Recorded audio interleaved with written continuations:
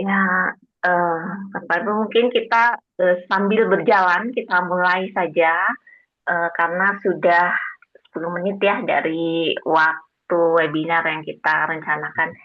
Ya Bapak Ibu, Assalamualaikum warahmatullahi wabarakatuh. Salam sejahtera dan salam akademik untuk Bapak Ibu semua ini peserta yang terdaftar ada 65 Bapak Ibu dosen mahasiswa dari seluruh Indonesia, kampus-kampus di Indonesia ya. Selamat pagi, Bapak Ibu, rekan peneliti dan akademisi.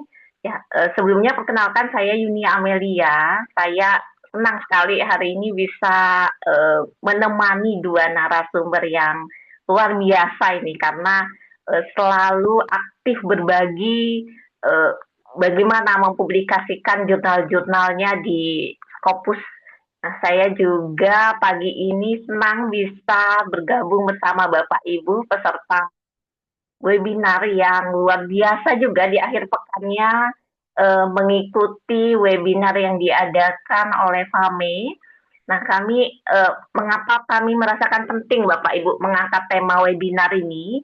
Karena kita akan mencoba untuk mendapatkan tidak hanya tips teknis, tapi juga kita akan berdiskusi langsung nanti bagaimana strategi cara membaca jurnal Scopus, bagaimana menghadapi reviewer yang kritis, dan yang paling penting, bagaimana memiliki mindset menulis untuk jurnal internasional.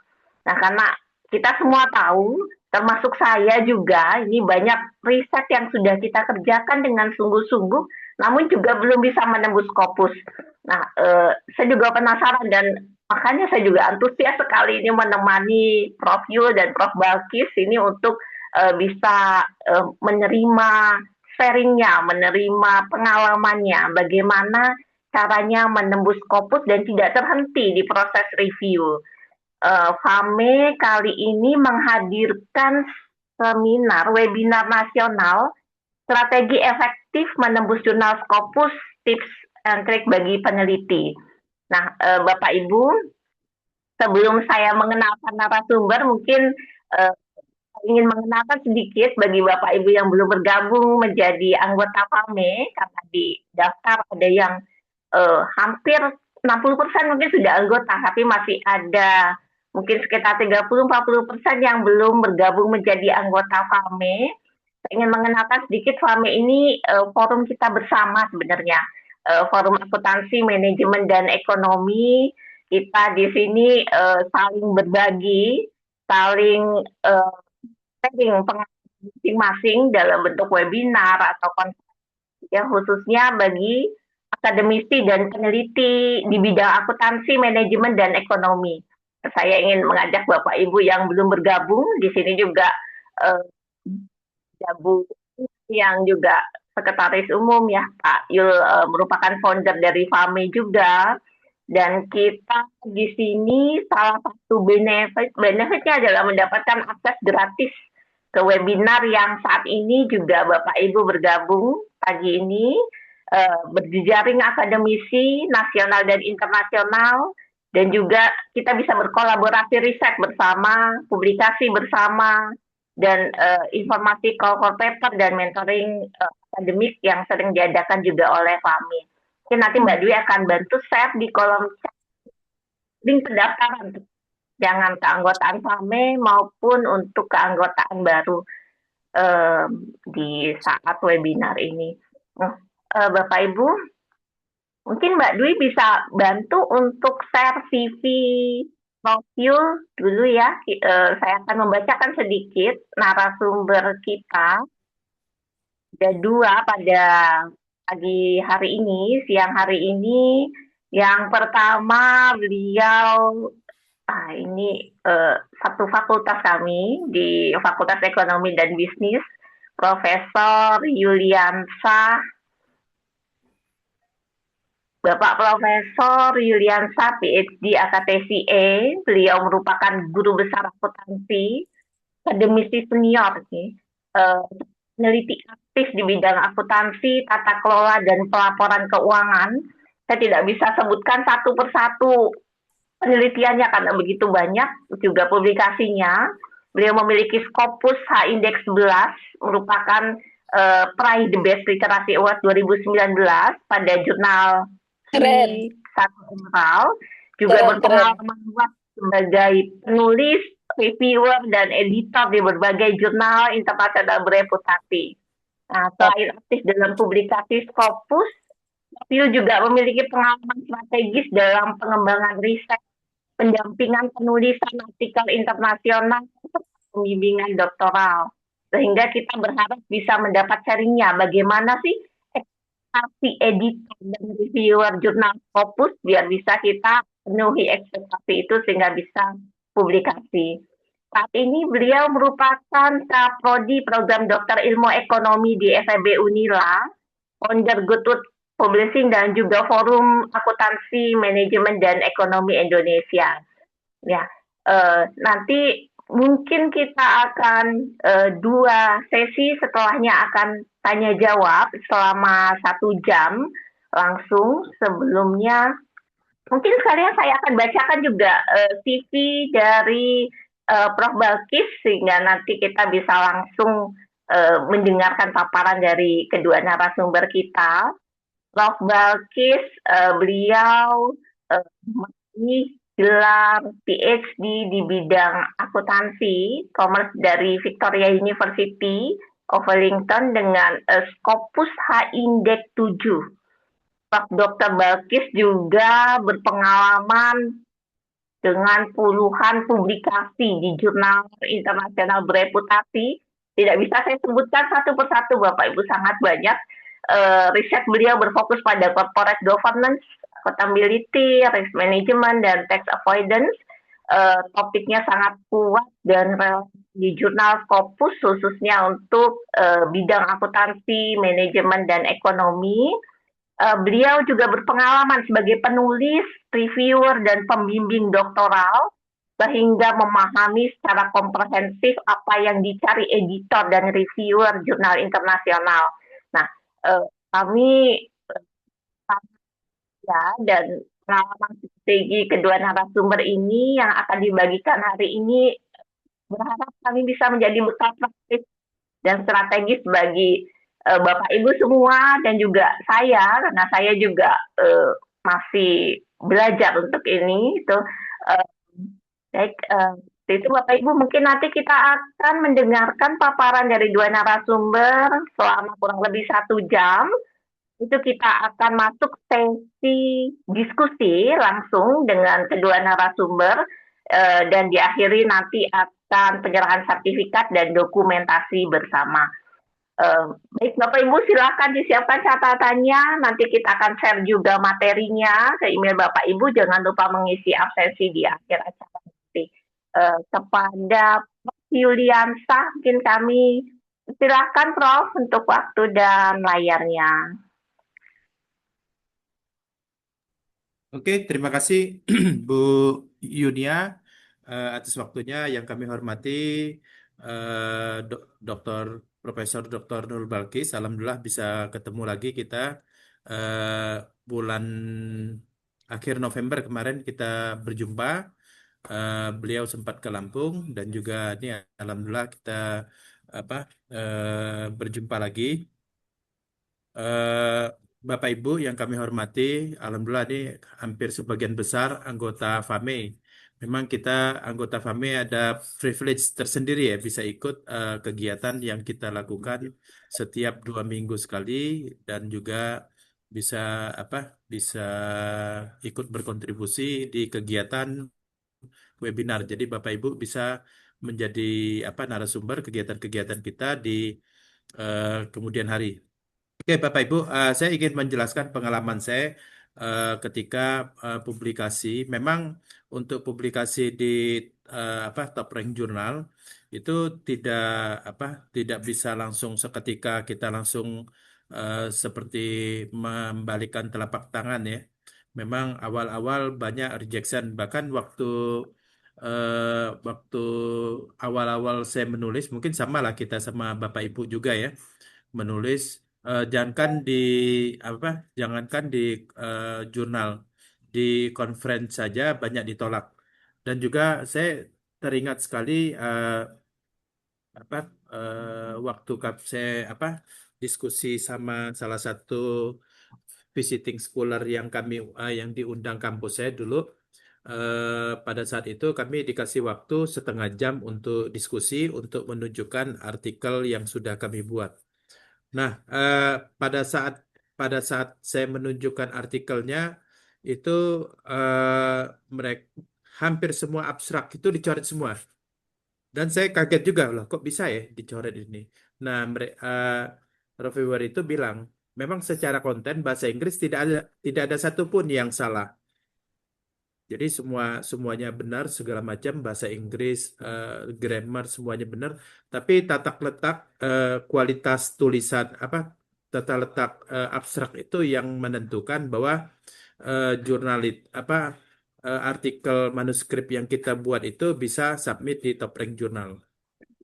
Nah, pertama kali saya bisa terima di Emerald itu tahun 2013 saya. Tahun lupa saya itu di Q1 di jurnal Asian Business Studies. Nah, itu juga awalnya 3 kali rejection. Kami submit di eh, jurnal A tolak, jurnal B ditolak dan akhirnya diterimalah di jurnal C dan itu sekarang high indexnya 0,71 itu. Jadi jurnal Q1 jurnal di Journal of Asian Business Studies. Saya sama teman saya dan juga salah satu dosen di Inggris. Nah, ada satu pesan yang saya dapatkan dari pertemuan saya dengan profesor profesor tersebut bahwa katanya kalau mau menulis artikel, langkah pertama itu kita ikuti template. Jadi keyword keyword yang disampaikan ke saya, eh, ikuti template jurnal-jurnal jurnal yang top.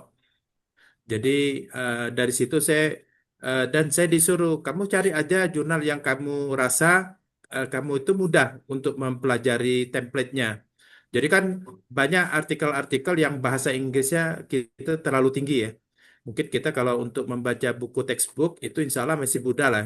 Tapi ketika eh, membaca artikel itu bisa 2-3 hari kita tidak ngerti-ngerti, benar kan ya? Akhirnya. Nah itu eh, Nah, kata pesan beliau, cari yang kamu mudah mengerti kan dari ribuan, puluhan ribu artikel itu sangat mudah sekali apabila bisa kita dapat. Nah, saya kebetulan saya ketemu salah satu artikel yang polanya itu sama persis dan saya ikuti pola persis sama tulisan beliau. eh, apa eh, Paragraf pertama beliau nulis apa saya ikutin ini itu polanya. Terus paragraf kedua beliau tuh menulis cerita tentang apa saya ikutin. Jadi kita eh, mengikuti step by step langkah dia menulis. Nah itu kata dia dan orang itu sangat luar biasa. eh, artikel Seluruh artikel dia tuh hampir semuanya itu masuk 5 besar di top rank jurnal di bidang manajemen, Academy of Management dan sebagainya. Nah, itu yang saya dapat. Nah, dari situlah saya eh, setelah itu setiap membaca artikel, saya lihat apakah artikel ini mudah saya pahami apa tidak. Dan kalau saya mudah pahami, nah maka ikutilah template-nya.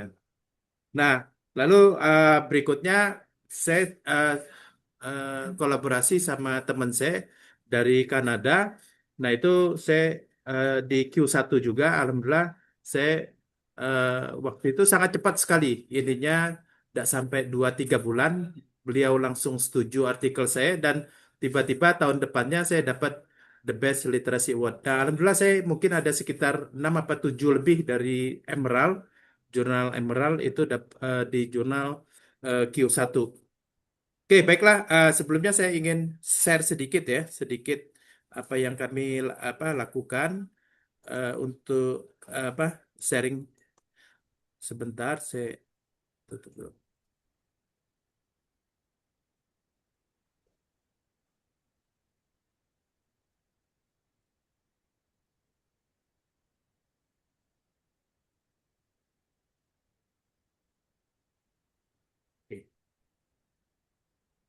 Oke. Oke, jadi kalau saya lihat apa saya perhatikan kebanyakan nih saya amati mungkin apa saya salah apa ininya.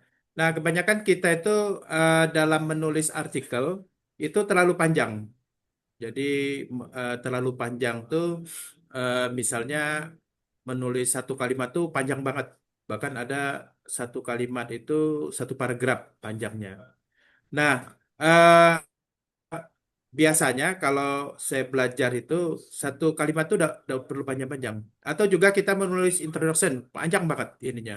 Introductionnya panjang banget, apa berbelit, masukin data segala macam tabel dan ininya kasus-kasus. Nah itu terlalu terlalu panjang. Kalau disertasi saya tidak banyak, cuma dua tiga halaman introductionnya, tidak banyak ininya. Kalau kita kan banyak ya. Nah, kedua yang saya lihat itu kebanyakan tulisan kita itu apa berbelit-belit. Nah, ada satu pengalaman waktu itu saya menyerahkan tulisan saya kalau saya tidak salah 2 sampai 3 halaman. Nah, saya bawa ke Learning English Center.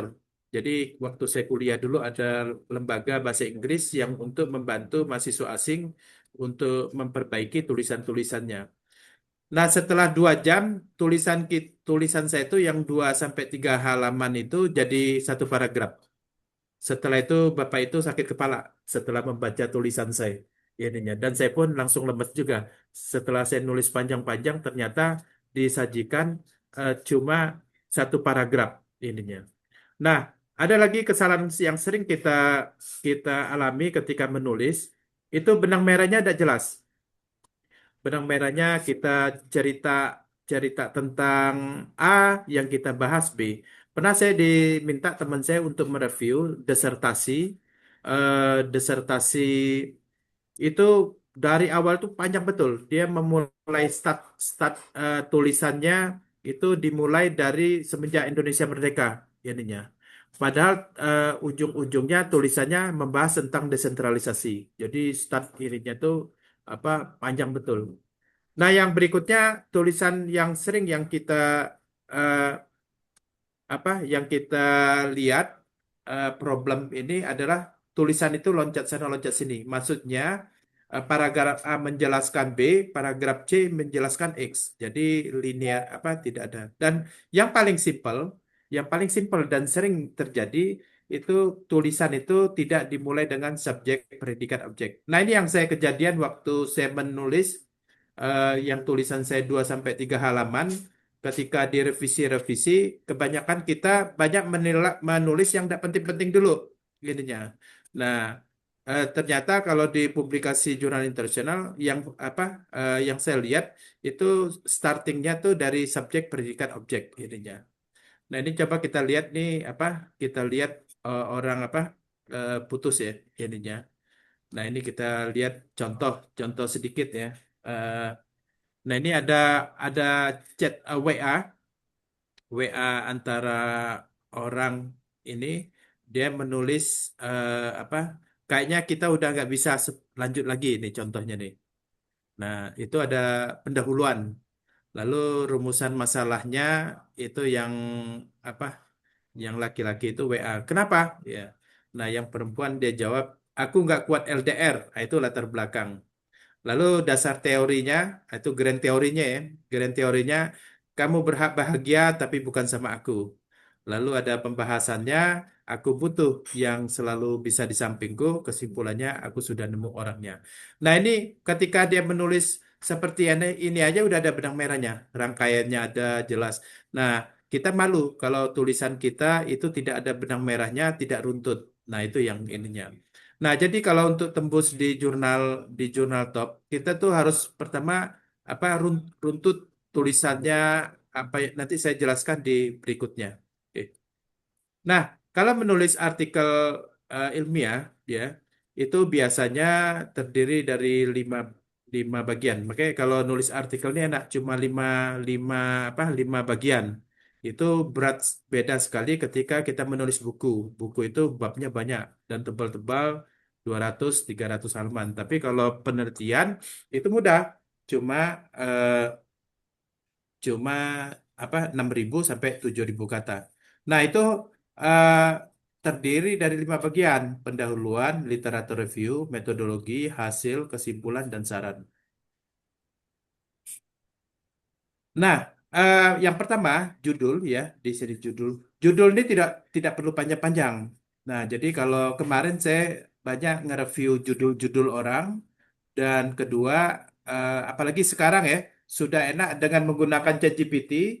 Nah, saya eh, judul orang itu saya tanya, apakah judul ini sesuai dengan jurnal yang saya tuju? Nah, dia akan memberikan jawaban. Intinya. Nah, kemarin ada apa? Ada orang yang ingin publish di jurnal kami, dia tentang apa? Apa? Jatlingko, dan ingin publish di Advance in Public Law and Policy. Saya tanya, apakah artikel ini cocok untuk publish di jurnal A? Dan kalau tidak cocok, judul apa yang disarankan? Nah, ini dia. Jadi, pertama tuh dari judul. Ketika reviewernya ngecek dari judul cocok, nah ini muat nih skupnya. Nah, kebanyakan ya, kebanyakan eh, tulisan salah satu uh, banyak di reject itu tidak sesuai dengan scope yang ada di bidang itu. Jadi saya pernah ada satu artikel sudah 7 kali rejection. Jadi kalau dulu kami waktu kuliah itu memang udah dibilang eh, apa, kalau punya artikel, kalau di reject itu biasa, jangan jangan stres ininya. Jadi saya udah 7 kali rejection. Yang kemarin dapat yang Q1 juga itu sudah 3 kali rejection. Yang berikutnya baru terima ininya. Jadi tidak masalah. Nah, kadang-kadang salah satu kelemahannya itu judul kita tidak pas, atau juga orang yang mereview itu tidak suka dengan teori kita. Jadi bukan kita di reject itu bukan tulisan kita jelek, itu salah satu ininya. Mungkin ada juga tulisan kita jelek, tapi bisa juga tulisan kita dan di luar scope, atau orang yang mereview itu punya keahlian yang berbeda, atau dia punya keterbatasan dengan tentang penelitian yang kita lakukan. Nah, ini dia. Jadi yang pertama, kalau kita mau nulis artikel, apalagi dengan sekarang ini, kita minta tolong ChatGPT aja. Kita minta tolong judul apa yang cocok dengan tulisan kita. Kita udah buat judul nih. Coba kita buat, minta saran, eh, minta saran, mohon bantuannya agar judul ini bisa tembus di jurnal top rank jurnal. Nah, dia akan memberikan saran. Nah, jadi eh, judul itu tidak perlu banyak-banyak, maksimal 15 kata. Kalau di Emerald waktu itu saya pernah diminta cuma 7 kata aja, tidak boleh banyak-banyak. Kalau kita kan panjang ya, ada case study-nya panjang lagi. Nah, itu kalau bisa dihindari. Bu Yunia, Ah, ya, halo. iya Pak. Halo. Nanti mohon ininya ya, kalau apa, kalau waktunya udah ini ya, kasihan Perbalkis nanti. Mm-mm. Oh, iya, iya, siap. Oke, siap Bu Yuni ya. Oke. Oke, yang berikutnya, eh, sebentar, saya mana? Eh,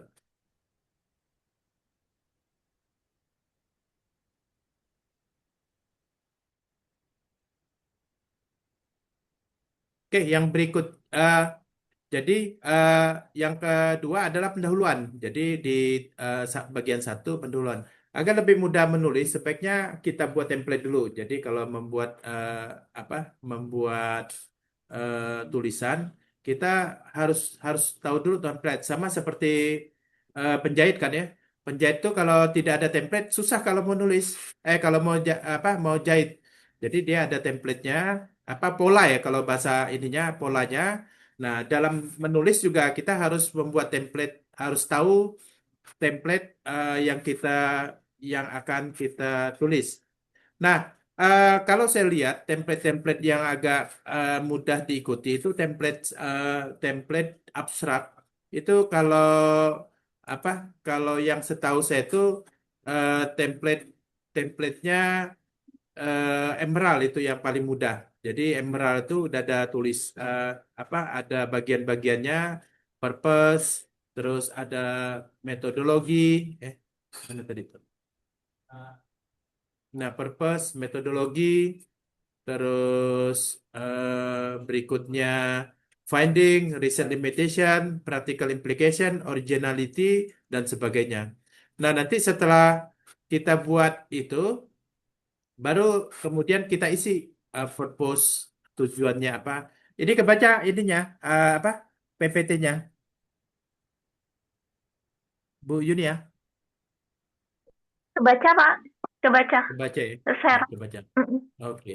Nah, jadi kalau di ini, kalau udah kita buat seperti ini, baru kemudian kita masukkan apa, tulisan-tulisan yang ingin kita apa, kita isi. Nah, ini seperti ini. Nah, saya punya pengalaman, eh, ada itu apa, teman minta review artikelnya. Setelah saya review, ternyata apa? Setelah di abstrak itu tidak ada satupun muncul ada purpose to study-nya. Dia cuma ada eh, design and finding-nya. Nah, yang lain nggak ada. Nah, makanya kebanyakan kita itu, salah satu kelemahan kita dalam menulis itu yang tadi saya sampaikan bahwa eh, kita itu terlalu blade-blade dan tidak ada benang merahnya. Nah, termasuk juga problem kita menulis abstrak. Nah, makanya di apa, di Google Publishing itu kami kunci. Kami kunci biar penulis tidak lari kemana-mana. Jadi ketika menulis abstraknya tidak berantakan, kami buatlah template yang kami buat itu mirip dengan template Emerald. Nah, setelah Bapak Ibu menulis apa, selesai menulis apa, abstrak, lalu kemudian template yang kita buat awal itu kita tulis dan hasilnya akan seperti ini. Nah, ini dia. Nah, ketika Bapak Ibu menulis abstrak, nah ini udah masuk standar standar Emerald ininya. Jadi Bapak Ibu bisa, kalau mau kayak standar Emerald seperti ini, nah cara memulainya adalah menulis abstrak ini. Nah, oke. Nah, lalu berikutnya, kalau menulis pendahuluan, ikutlah standar Sign Direct. Ya, kalau yang saya baca itu, kayaknya yang paling mudah, yang saya mudah pahami untuk menulis body of artikel, itu mengikuti template-nya Sign Direct. Nah, di Sign Direct ini ada introduction, background, metodologi, result, conclusion, dan sebagainya. Nah, ini dia ininya. Nah, kalau selesai itu, maka kita buat tulisan. Nah, contoh ininya, bentar. Nah, di introduction, nah kebanyakan kalau template eh, yang saya ikuti di apa, di artikel Accounting Organization Society, tulisan apa, Matthew Hall. Nah, kebanyakan ya, sebagian besar eh, tulisannya yang ditampilkan di introduction ini eh, apa, basa-basi ya, kalau di situ disebutin basa-basi. Di artikel dia tahun 2008 itu ada basa-basi satu paragraf. Lalu kemudian dia menjelaskan problem yang ada di bidangnya, lalu yang berikutnya apa yang mau diteliti, lalu kenapa penelitiannya, lalu itulah baru habis itu penjelasan-penjelasan berikutnya dan bagaimana penelitian sebelumnya. Nah, dia juga menjelaskan di bagian akhir di paragraf introduction itu eh, ada namanya contribution.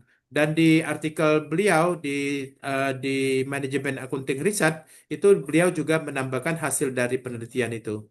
Nah, kalau saya tidak salah di introduction itu dia dua halaman setengah ininya. Jadi di artikelnya 2 halaman setengah. eh, ini. Nah, dari situ baru beliau menulis apa? Menulis literatur review. Nah, ini ada salah satu tulisan dari apa? Dari tulisan, kalau saya tidak salah, tulisan di Journal of Management. Nah, itu tujuan utamanya, the apa? The objective of the study itu langsung di apa? Di paragraf pertama bagian introduction. Nah, ini juga apa, salah satu tulisan saya apa yang dapat penghargaan dari Emerald itu sama, eh, langsung apa, introduction saya kalimat pertamanya, the objective of this study is to investigate bla bla bla bla bla. Nah, itu sama. Di sini the primary objective of this article is to examine. Nah, ini dia apa, salah satu. Nah, kebanyakan artikel-artikel di apa di top rank jurnal itu biasanya tujuan utama artikel-artikel itu biasanya kalau tidak paragraf satu di paragraf kedua. Nah, itu biasanya. Nah, ini kebetulan di artikel ini itu paragrafnya itu apa tujuan penelitiannya langsung di paragraf satu kalimat pertama itu langsung tersirat explicitly jelas tujuannya.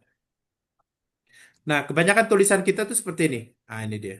Dia menjelaskan yang tidak penting-penting dulu, apa dimasukin undang-undang dan sebagainya, ceritanya lain, dan akhirnya judulnya pun ini paragraf kedua, corporate responsibility, lalu paragraf ketiga langsung judulnya yang beda dengan isi dari paragraf ke satu, paragraf kedua, paragraf ketiga, dan ini akhirnya judul akhirnya seperti ini.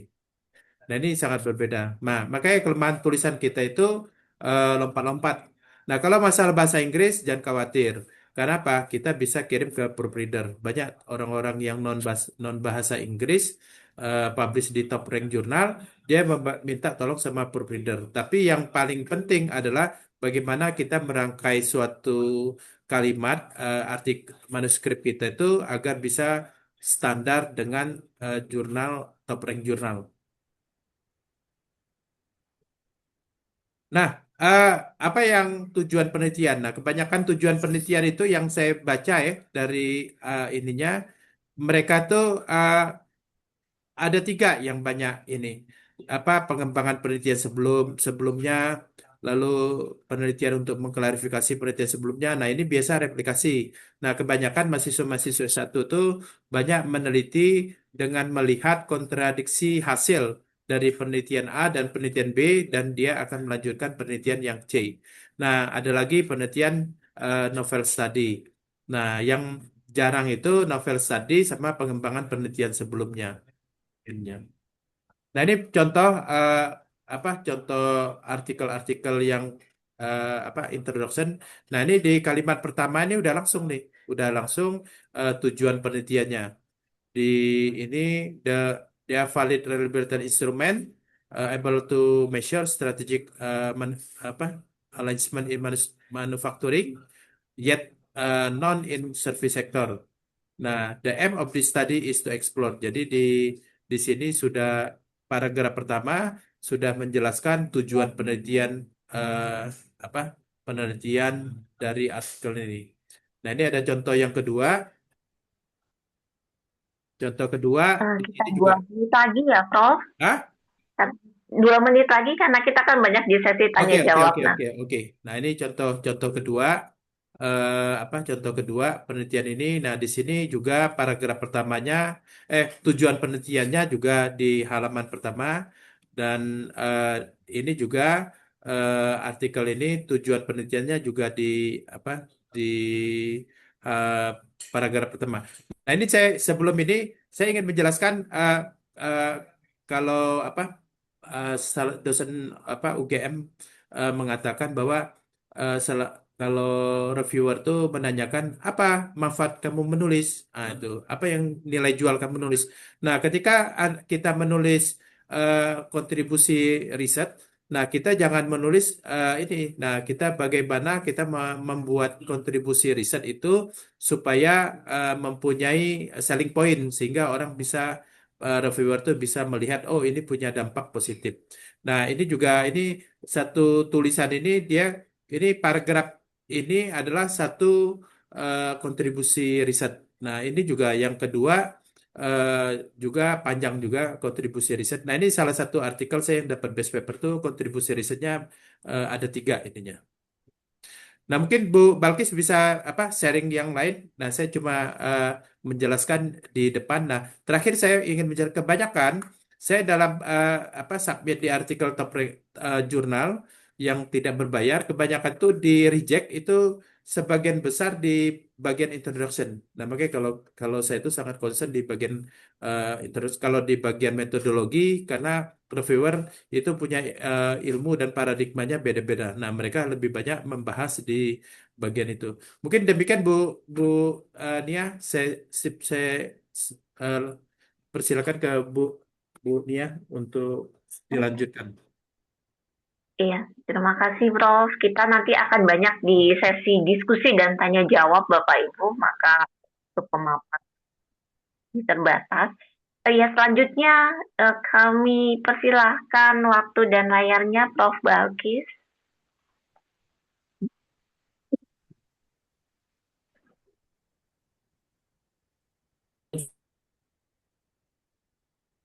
Halo, Assalamualaikum warahmatullah. Boleh dengar ya? Waalaikumsalam. Terdengar Prof. Boleh dengar ya? Eh, eh, Oke. Ya, Ah, terdengar. ya, Alhamdulillah. Jadi, terima kasih, FAME, FAME. I call it FAME. Izin saya tuh berbahasa dua language ya, Inggris dan Melayu Malaysia lah. Mungkin ada sedikit slang Indonesia juga, insyaAllah. Saya coba menyampaikan apa yang seharusnya. Bisa nggak ditutup slide ini? Atau gimana? Saya yang share. Sebentar, sebentar. Hmm.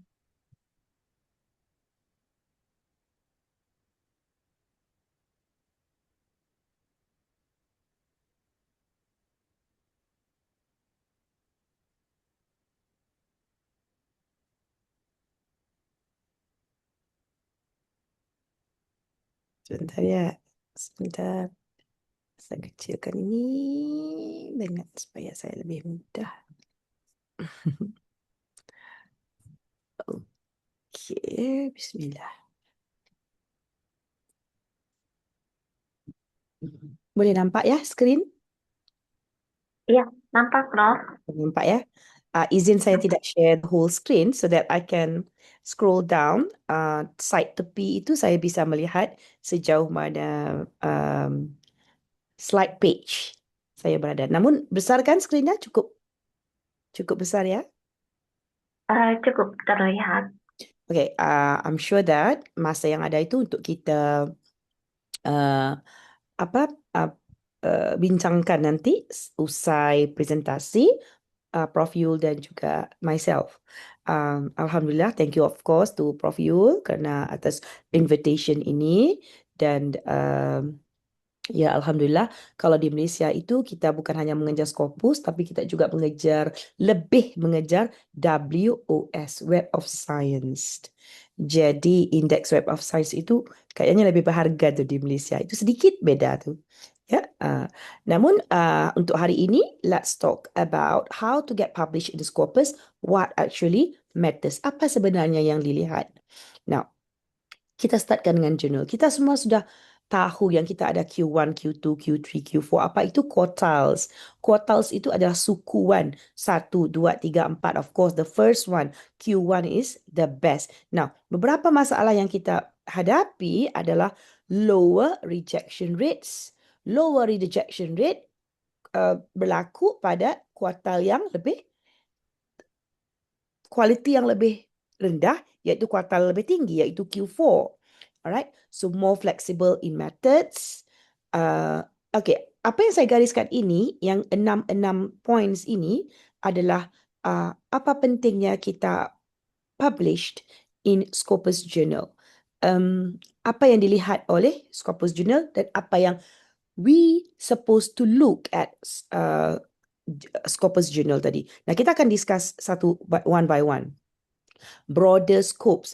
But some school of thoughts, they love to send paper to a journal with broader scopes.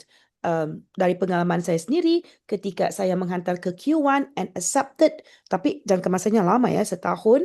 Nah, itu kerana saya menulis tentang liquidity among SME. SME itu adalah UMKM ya kan? Usaha mikro, menengah, kecil, sederhana ya gitu. Nah, bila broader scopes, maksudnya isu ataupun buah fikir kita tadi boleh menyelit, dihargai. Tapi kalau jurnal tadi skopnya adalah econometrics ataupun hanya kita panggil supply chain semata-mata, dia enggak berapa mahu melihat skop-skop yang lain kerana dia sangat menjurus. Alright. Kita juga melihat yang faster processing time, publication mana yang lebih digemari oleh mana kita sendiri, mahu melihat Q1, Q2 ataupun sekedar menembusi Scopus Q3, Q4 dulu. Kita bermula dengan yang rendah dulu. Alright, now the sixth is to build the confidence, momentum and the strength. Now, okay, apa yang dilihat oleh Scopus Journal? Bentar ya, saya mau turunkan. Okay, now apa yang mahu dilihat oleh Scopus Journal? Ada satu mitos that Scopus Journal expect perfect English. I don't think it's a mitos ya. I mean, kami di Malaysia juga bukan native berbahasa Inggeris kan? Kami berbahasa Melayu Malaysia kan? Namun saya tidak merasakan itu adalah mitos. Itu adalah suatu factual juga. It's a complex theory. I mean, Scopus Journal will expect a complex theory. Not to say complex, but more on a ground theory and advanced statistic. Itu semua mitos tu. Benarkah kita nak tengok satu complex theory ataupun advanced method? That is somehow not true, especially when we try to send to only Scopus Q4 journal. What Scopus really expect is the clarity and honesty. Lebih jujur, lebih clear, itu adalah kuncinya. They want to see a clear research contribution. Now, kita kan dari Senusantara ya kan? Malaysia, Indonesia. They want, for example, ya, kalau kita boleh cuba hantarkan a study that show how digital payment adoption affect the UMKM, SME, performance in rural Indonesia. That would be valuable.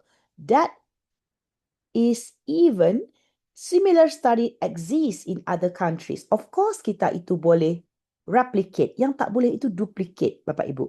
Now, kenapa saya bilang UMKM digital payment itu bagus? Kerana kita sedang membawakan setting dari Indonesia, Malaysia. I'm sorry to say that the Western editor, they love to see our true colors.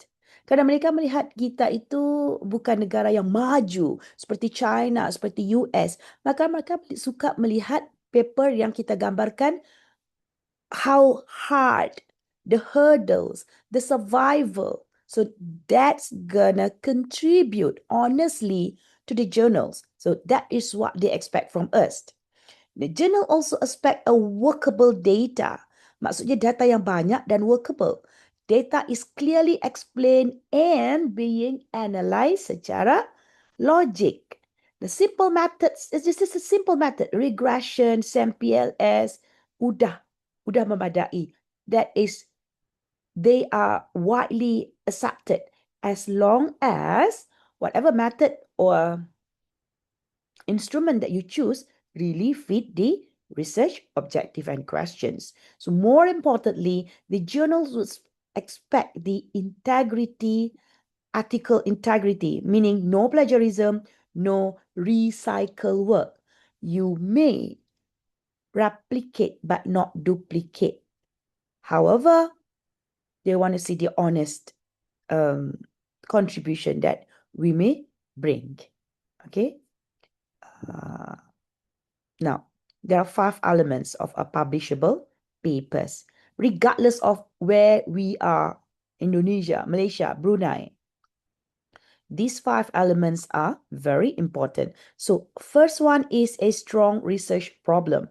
Here, if I can give you the example, instead of saying, this study examined UMKM performance, you would explain why UMKM still struggle in Indonesia with access to finance despite of several government programs has been initiated.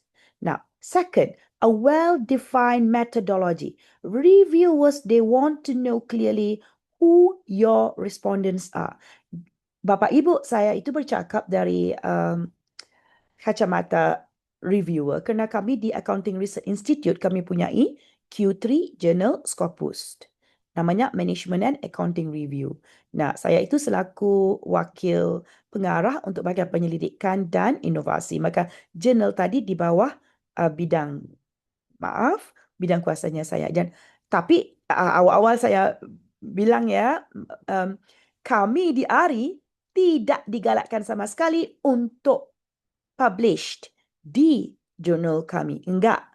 Kerana itu kelihatan bias. So kami sendiri harus struggle mencari publication di jurnal-jurnal yang lain. Bukan kepunyaan kami. Kami punya satu WOS, Index by WOS, Web of Science. Kami juga punya satu yang diindeks oleh Scopus Q3. Alhamdulillah. So well-defined methodology, when I said that it comes from the reviewer's point of eyes, it means that I do look at that because saya sendiri yang review, saya sendiri yang pilih kan. Now, reviewers want to know clearly who your respondents are, how many samples, how data being collected. Lebih sukar data di-collect, lebih jujur, lebih ramai, itulah yang lebih berharga pada sesuatu jurnal. Now, the third point is a clear theoretical support. Even applied studies must link their whole studies to a theory, such as agency theory, institutional theory, or resource-based theory. Now, the fourth is the correct and defensible data analysis. Now, a simple regressions, when you do it correctly, it always give a better results, a better presentation than a very complicated model, which is finally poorly explained. Ya, kalau kita tak bisa menerangkan apa yang kompleks di sebalik model by model tadi, lebih baik kita gunakan a simple linear regression. So finally, meaningful interpretation. Reviewers want to understand why your findings matter. For example, why is it matters for Indonesia? Not just whether the hypothesis is accepted or not. Okay? Now, choosing the right journal. This is a strategic decision, not just simply random. Main pilih-pilih aja. No. So, for any first-time author, I would recommend Scopus Q4. We try with the lowest first, Scopus Q4 journals. They are often the best starting point because they are more inclusive. They are more educational. Ya, dia tidak terlalu rigid di situ. When choosing a journal, you should always read the aim and scope of the journal carefully. Spend time baca di situ. Then look at the recent article. Look at the archive. Look at the recent articles published in that journal. You may see studies on UMKM, the SME, public sector performance, banking or governance. Mind my examples because I'm from social science. Jadi contoh-contoh yang saya berikan tu banyak dari sudut saya sendiri, ya kan? Now, the governance, bring that setting from our developing countries, Malaysia, Indonesia. Now, your paper, when you send them, more likely to fit any of this topic. Ya, berlanjutan dari contoh tadi.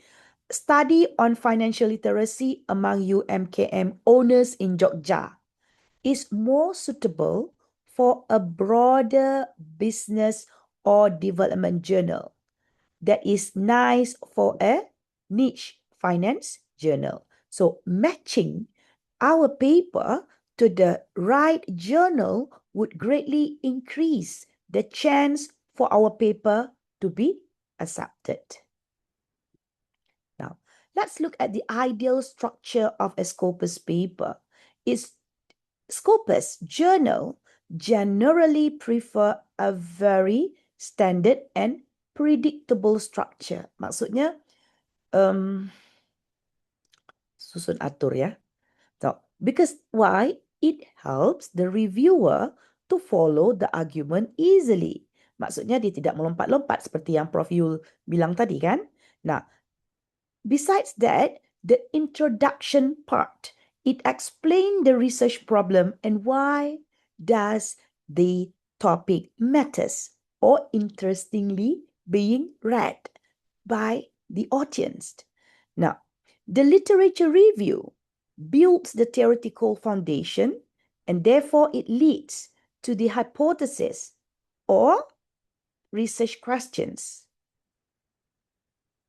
Now, look at the conceptual framework. The hypothesis, it shows the relationship between the variables in the parameter in the model, while the methodology explains how the study being conducted. The results section would present the finding clearly.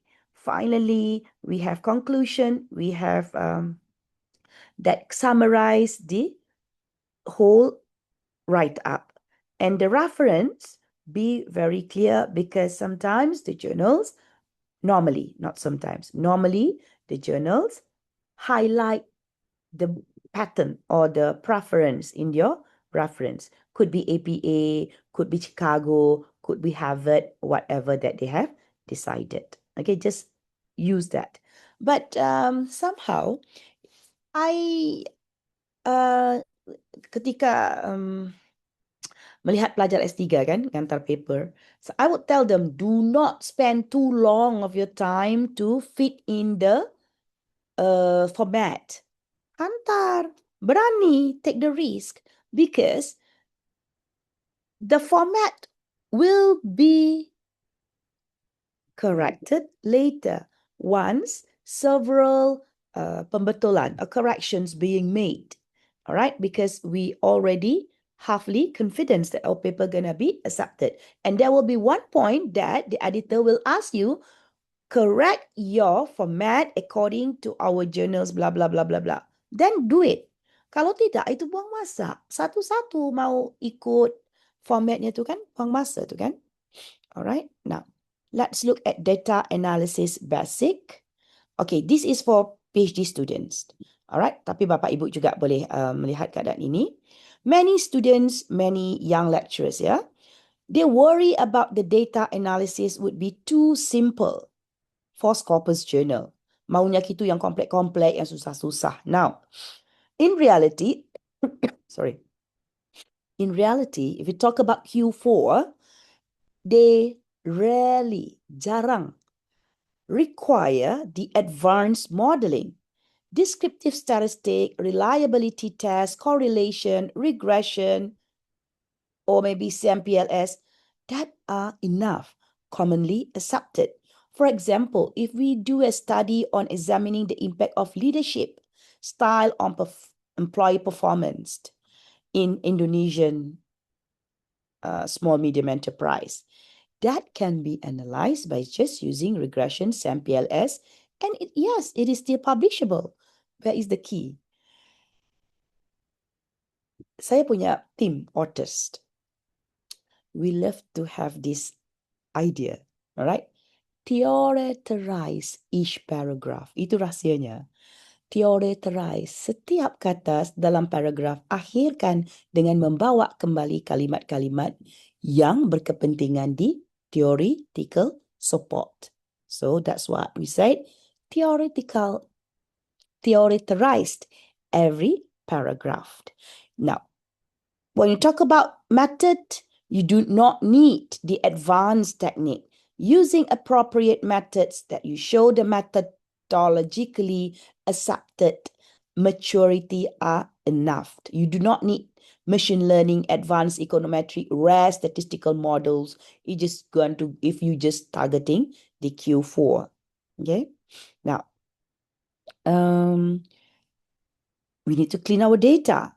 Reviewers expect authors to clean their data properly.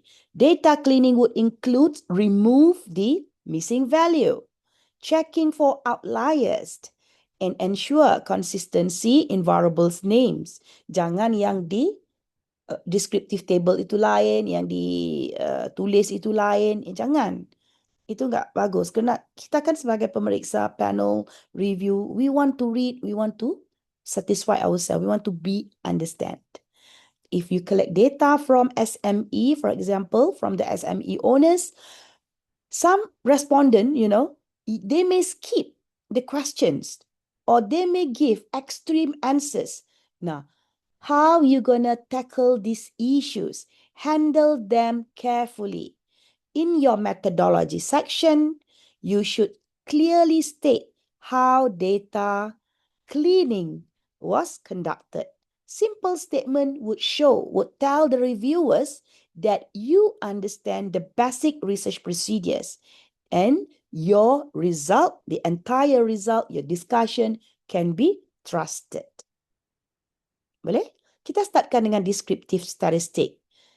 This descriptive statistic selalunya kita tu underestimate aja kan, but they are penting, they are essentials because from the descriptive statistic result, it help the journal reviewers to understand the pola responden yang kita pilih, whether the sample is appropriate atau hanya tangkap muat, hanya sekedar memenuhi syarat.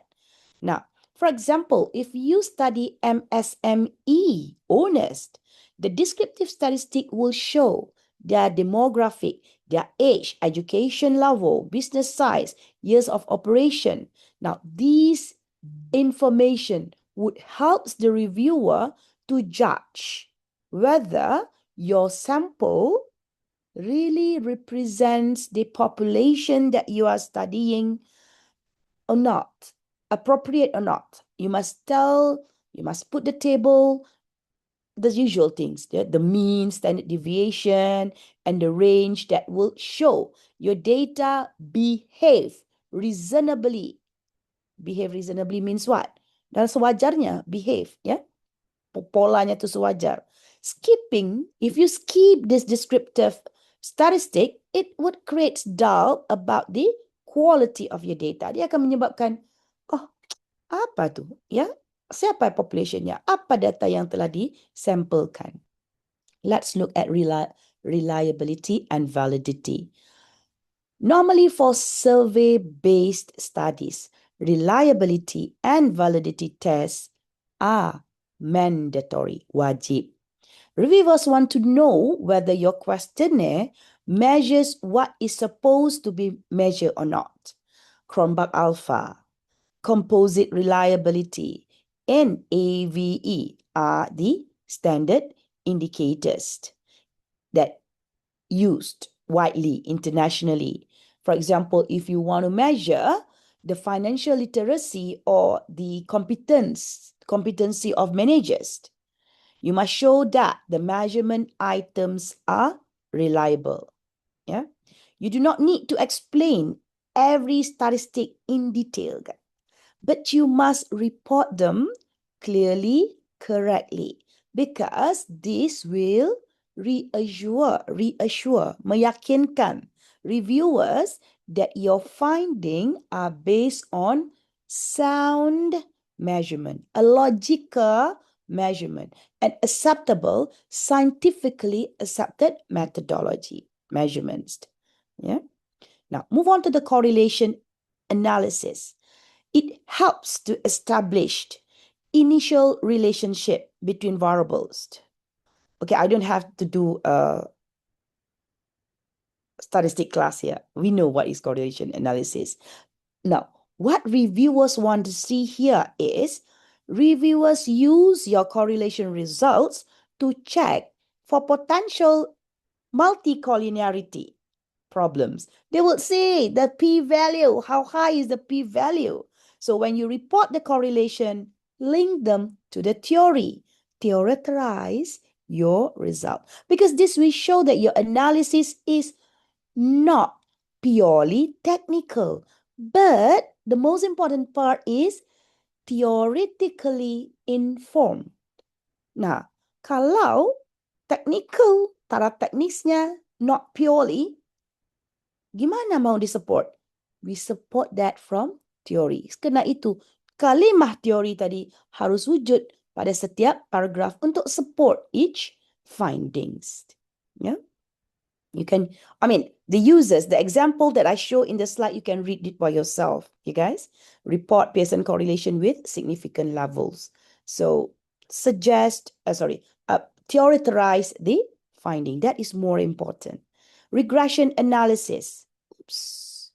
You understand what is regression analysis. I assume that we know what is regression analysis. It's one of the most widely accepted methods in social science studies. Now, it is easy to perform. Klik, klik, klik keluar, kan? Easy to explain too. What more? We have AI, ChatGPT or whatever. And it's suitable for many, many research questions. Regression can be used to examine how firm size, leverage, and blah, blah, blah, affecting a profit or performance any company. So when reporting this regression result, explain the coefficients mean in practical terms. Why? Because reviewers, they want to understand how changes in one variable influence the other variable, especially in the context of our setting, in the context of Indonesia, in the context of China, in the context of Malaysia. So this makes your findings more meaningful and relevant to the study setting. Okay. Now, let's talk about SAMPLS. It's a very popular among social science researchers because it works well with small samples and non-normal data. Maybe you can make use of SAMPLS in a study that involves UMKM or specific industries where large samples are difficult to obtain. So SAMPLS is very effective to test the mediation, the relationship between, for example, leadership and performance.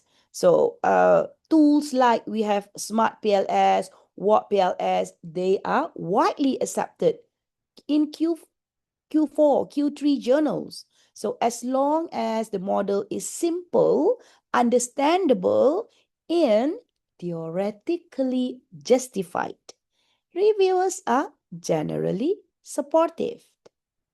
Now, move on to how to, what did I miss? SAMPLS, correct? How to write results that get accepted. In the results sections, clarity is the key. Clear, yeah, clarity, terang. Tables and figures should be clean, clearly labeled, and easy to interpret. After you present the whole numbers, you should explain what does this number try to tell. For example, if financial literacy significance would improve UMKM performance, explain. Why is it important in Indonesia context, where many small business owners lack of formal financial training? Maybe ya. Terangkan itu intipati yang menunjukkan keterujaan, yang menunjukkan the uniqueness of Indonesia. Make the reviewer jatuh hati itu pada kita. Reviewers would appreciate the results that are explained in the context, Indonesian context, rather than just reported it as just a table of statistic. Ramai yang ngantar table of statistic, ngantar satu paragraf, ya udah. Ya, itu ChatGPT juga boleh bantu untuk interpret. You can? But what is the result try to tell in the context of Indonesia? Now, how to actually discuss our findings? This is where we demonstrate, we show how do we understand our own work. Before kita beri pada reviewer, how do we first understand our work? How do we appreciate our work? Because a good discussion does not repeat the results. You tak payah repeat balik semula apa yang kamu tulis di bawah table tadi. But interpret the results. What are the main findings? Compare with whatever you have stated in the research problem. Compare whatever that you have written in the literature review. compare what does the theory say so. For example, if leverage, hutang ya, if leverage improve firm value, now you can explain by using the trade-off theory. Gunakan balik teori, theorize the findings and relate that to Indonesian tax BA environment. Now, this will tell the reviewers that you can think, you love your work, you understand your work, you can critically discuss back your work and theorize the finding by yourself. Means that you understand your work, you appreciate your work. Writing goods implication. Now, it show the values of your research beyond the numbers, the tables, the statistics. You discuss the implication for theory, practice, theoretical implication, practical implication, policy, government policy implication, and you may also insert the future research if you like. Now, in your theoretical implication, for example, your study may extend, if I can bring the agency theory as the example, you may extend the agency theory, whoever buat research dalam corporate governance, leadership, you may use, or you must always use corporate agency theory, ya kan? In the context of family-owned business. Practically, any managers, they may need to improve the corporate governance mechanism ataupun enterprise governance mechanism. So, berbalik kepada implication tadi. What about the policy? Policy perspektif pula gimana? Regulators may consider support the financial training, financial education program for this UMKM. Clear implication will show that your research has real world relevance. Boleh aja dikaitkan dengan negara-negara moden, negara-negara yang develop lain. Ketika kita mengupas di akhir kalimah-kalimah yang telah menerangkan konteks setting riset kita tadi. Okay. Common mistake that the novice author must avoid. Tolong jangan dilakukan beberapa kesalahan ini. What are these avoidable mistakes that lead to rejections? Unclear research questions. Tak clear. Tak kamus kita sendiri itu kelihatan tidak. Reviewers tidak yakin yang kita itu sendiri clear dengan research question. Apa yang mau kita tanyakan? Apa objektif research kita tadi? Too many hypotheses that will also lead to rejection. Confusing models, lain yang ditanya, lain variable yang dipilih. Ya kan? Weak English. Kalau Englishnya itu tidak terlalu tinggi lah, tapi tidak difahami, itu juga membawa kepada rejection, ya kan? Lack of theoretical justification. Ya, kadang-kadang grammatical error juga menyakitkan mata sang reviewer. Another common mistake is when you try to present the statistical output, hanya table aja without enough explanation. Reviewers hate this so much because they want to understand the reason beyond the numbers. Avoid this mistake which already places your paper above many others. Imagine that terlalu banyak calon-calon papers yang berkualiti. We must be among the top end to be accepted. So, are we ready to submit? We do the self-evaluation first, honestly. Check whether the research gap is clear enough. Teori yang kita pilih tadi appropriate enggak? Ya kan? Whether the methodology easy to follow, pakai oleh orang lain. Check also whether data analysis kita itu correct, well explained beyond numbers, theorize each paragraph.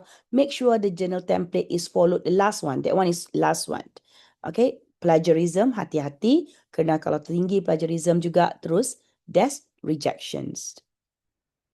Now, next slide is the reality of first time publication. First time publication is very challenging for everyone, termasuk saya. Rejection is common. Is common. Rejection itu biasa. It does not mean your research lacks value. Bukan nggak ada quality, Bapak Ibu. However, the reviewer's comment may feel discouraging. Sakit itu, sakit ketika di komen, di komentar, berhalaman-halaman, ya kan? But they are part of the learning process. Now, satu rahsia. Ketika paper kita di komen berhelai-helaian, itu tanda-tanda yang sebelah kaki sudah mau di-accept. Kenapa Bapak Ibu? Saya punya jurnal. Kalau saya nggak mau paper itu, ya kalau saya komen dash rejection terus. Dash rejection means what? Tolak terus mentah, bilang aja papernya tidak masuk scope. Itu lebih tidak mencapekkan. Ya kan? Tapi kalau sudah berhelai-helai, komentarnya, ya jangan cepat gugup, ya jangan cepat panik. Ikuti satu persatu. Sebelah kaki sudah hampir ke acceptance. Percaya itu. InsyaAllah. Now, the last one is, my final advice is, start simple, be realistic. Let's start with Q4. Choose the appropriate journals. Use the suitable method. Focus on clarity. Follow the journal guidelines. Well, that could be the last after kita dapat series of komentar. Okay, your first Scopus journal is not the final destination. It is the beginning for stronger publications in the future. We will go to Q3, Q2, and inshallah after that to Q1. Okay, I think ya, saya sudah Ya, sampai penghujung. Ya, itu insyaAllah ya. sharing saya. Nanti Prof. Balkis, baik Bapak Ibu, kita akan masuk ke sesi diskusi dan tanya jawab. Kita punya waktu sekitar 30 menit. Mungkin Bapak Ibu ada yang ingin menceritakan pengalamannya atau bertanya dengan permasalahannya. Silahkan Bapak Ibu bisa, saya langsung dibuka mic-nya untuk bisa bertanya secara langsung. Bisa juga melalui kolom chat, Bapak Ibu bisa ditulis. Ya, nanti PPT-nya akan di-share melalui email. Bagi peserta yang mengisi link absensi nanti di akhir.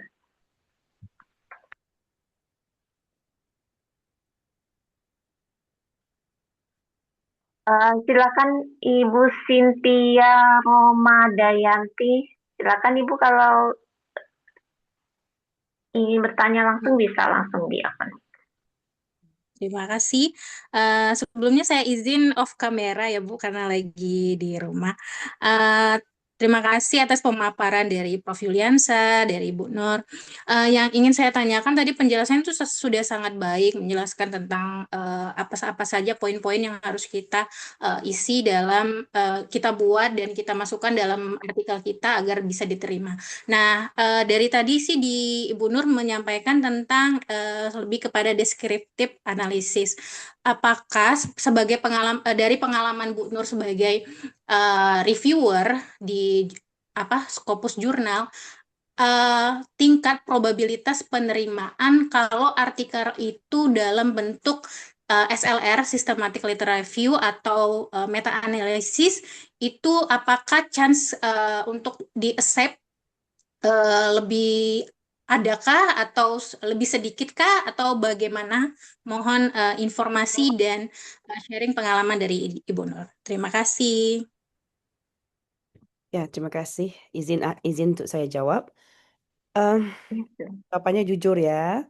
Mungkin sedikit sakit, tapi jangan tersinggung ya. No offense. Sebetulnya kalau di jurnal saya sendiri, kami tidak menerima langsung paper-paper berbentuk SLR atau meta-analysis. Kena itu scope of the journals. Kalau mau ngantar paper systematic literature review, itu harus kuat, Bu.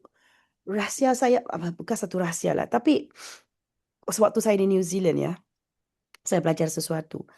Hanya penulis-penulis yang sudah mempunyai nama yang masyhur, penulisan literature review, sinopsis ataupun meta analisis yang akan diterima.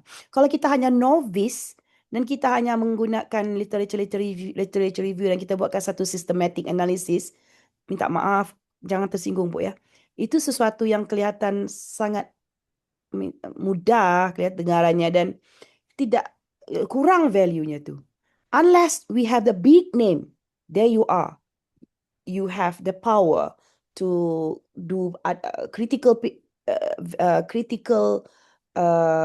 condemn paper orang lain ataupun buat systematic literature review. Tapi saya tidak nafikan, ada juga 1-2 jurnal Scopus yang menerima systematic literature review atau meta-analysis. Saya sendiri pernah bantu satu pelajar ngantar, hampir di-reject, memang hampir di-reject, tapi kena, minta maaf, kena saya kenal dengan reviewer ini.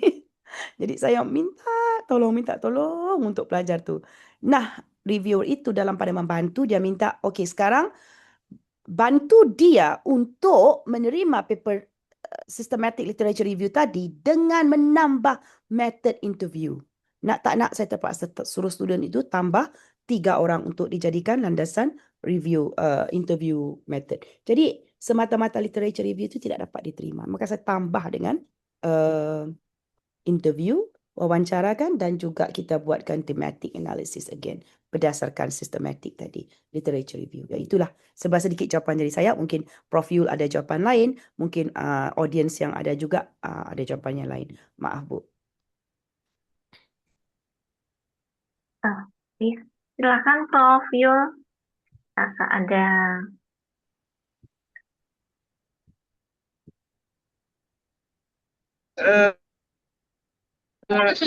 Baik, makasih. Saya sudah menulis itu, pertanyaan saya ada di chat. Mereka kan bilang antara Buddha atau Kristen. Buat apa? Nanti Buat gaya-gayaan aja. Ya. Ya, tanya. Orang Jepang tanya. Untuk pertanyaan yang tadi Prof Yul, ada tanggapan dari Prof Yul untuk masukan. Apa pertanyaannya, Bu Yunia? Catat aja dulu kalau Pak. Kita pilih. Kalau masih di bawah 1000 itu halo? Oke lah. Pertanyaannya apa, Bu Yunia? Lupa saya. Di Makan. dia, bilang juga ya yang bertanya.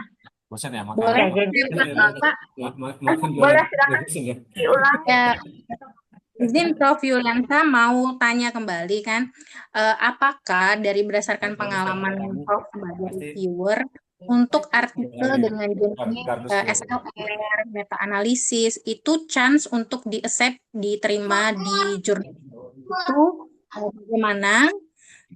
Terus juga apakah lebih kecil peluangnya dibandingkan dengan descriptive analysis? Terima kasih, Prof. Oke, terima kasih.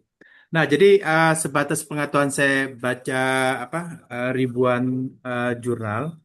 Memang kalau saya lihat masalah tema tentang itu masih sedikit di ininya. Saya tidak tahu apakah karena dia sedikit itu ditolak, apakah sedikit itu nggak ada yang meneliti ininya. Karena jarang sekali saya lihat artikel-artikel seperti itu. Tapi memang untuk misalnya kita untuk S3 itu riset-riset itu penting sekali karena apa?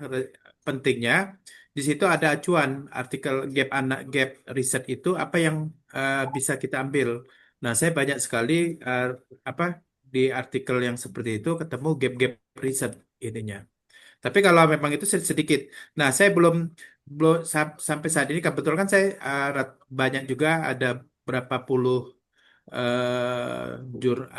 reviewer jurnal Scopus di jurnal-jurnal Emerald, Taylor Prancis, Springer.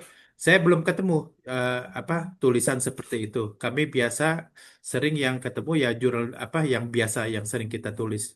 Itu sebatas pengetahuan saya. Baik, terima kasih penjelasannya Prof dan Bu Nur. Ya, baik. Ini ada pertanyaan melalui chat dari Ibu Yolanda.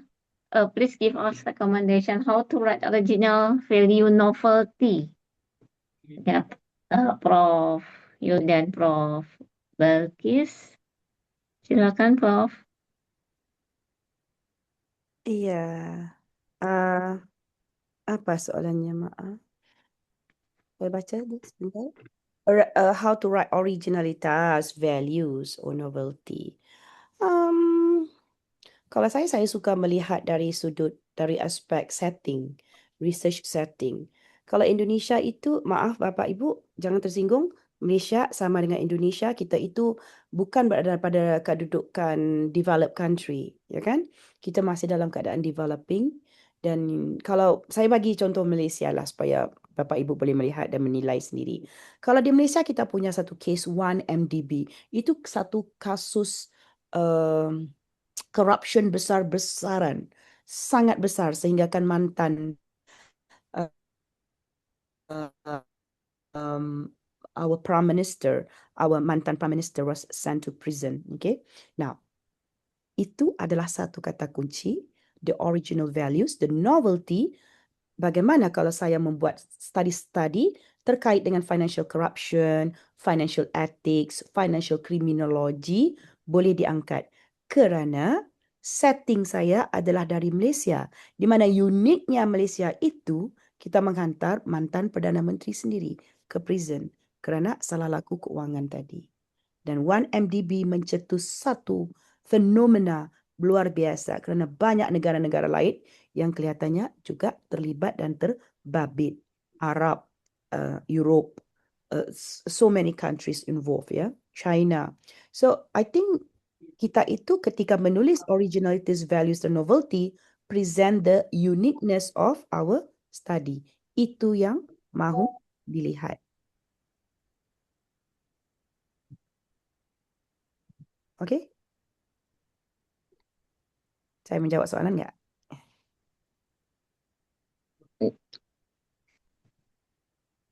Iya,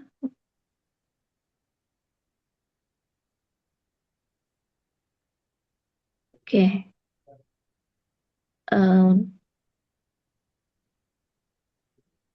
Allah, kenapa? Oke, silakan Prof. Yul jika ada tambahan juga. Oke, terima kasih. Nah, ini kan pertanyaannya bagaimana menulis originalitas ya, value, novelty ya. Jadinya. Nah, saya orang apa kelemahan kita menulis itu kita tidak bisa lemah menulis ekspresi. Apa kita tuh banyak nulis garing ya nulisnya.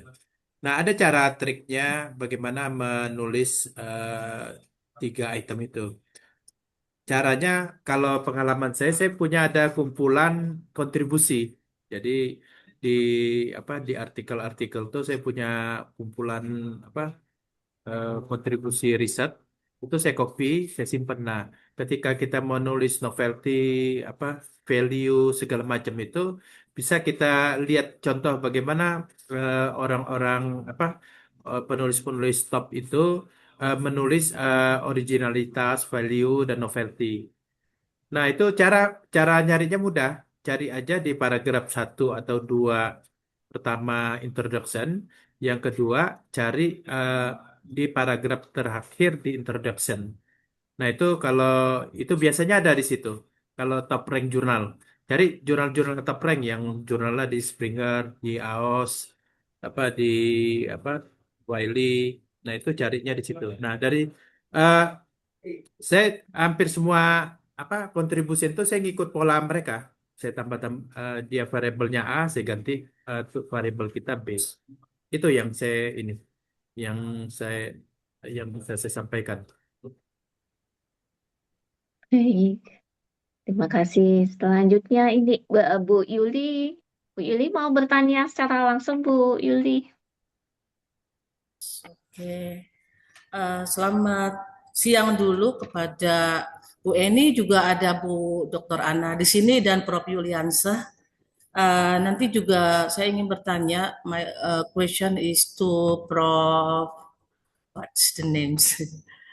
Prof. Siapa tadi yang from the Malaysia. Yang pertama Bagus. pertama saya ingin sharing dulu. Sharing pengertiannya gini, untuk ngelihat dulu backgroundnya seperti apa. Saya kan baru berkarir di dosen ini kan masuk tahun kelima. So, kita bisa bilang itu sangat-sangat baru. Oh ya, Prof. Nur. Prof. Nur.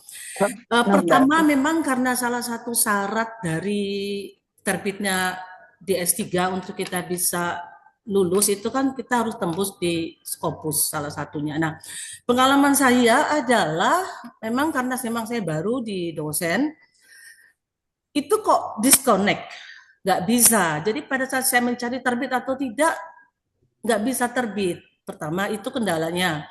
Padahal sudah ada LOE-nya, itu yang pertama. Terus yang masalah lain adalah yang sulit kendalanya untuk ke depan, dan saya tidak ingin itu terjadi lagi, that happen to me again.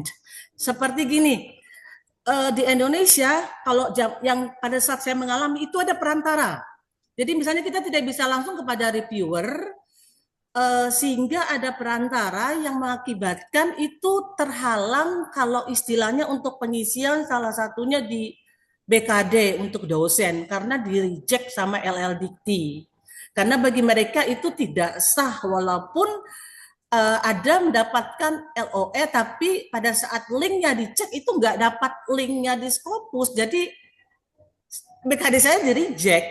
Nah itu, jadi untuk ke depan karena ini sangat crucial for me because I want to get from the, ada istilahnya itu lektor ke lektor kepala, dan kalau tidak salah karena peraturan berubah terus ya, Juknis belum ada peraturan berubah, katanya supaya lebih di highlighted itu bagusnya terbitnya di Scopus. Nah, saya harus lebih aware lagi untuk ke depan mau dikasih saran dan solusi bagaimana ya supaya pertama saya tidak lagi harus lewat misalnya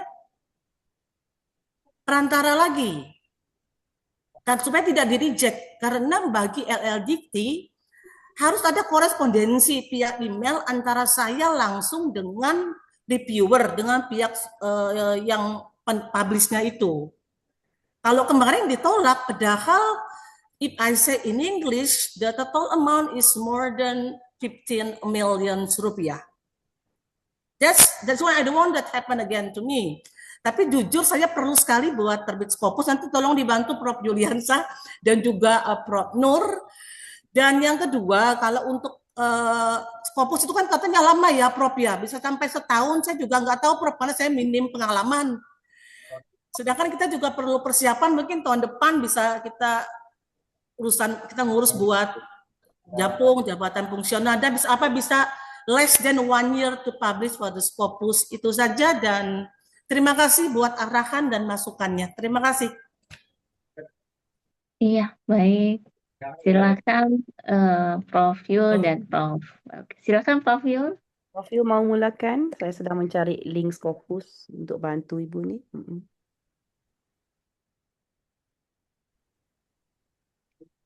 Mohon maaf nih, bolak-balik nih. Kami lagi ada pendampingan ini, jurnal kami mau kami daftarin ke Scopus. Jadi hari ini janjiannya. Jadi saya sambil